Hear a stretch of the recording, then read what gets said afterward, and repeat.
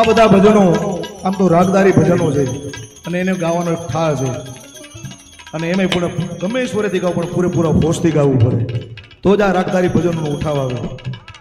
સા સ ગ ગ મ મ ધા ધ નિ રિ ધ સા સ ગ ગ મ મ ધા ધ નિ રિ ધ સા સ ગ ગ મ મ ધા ધ નિ રિ ધ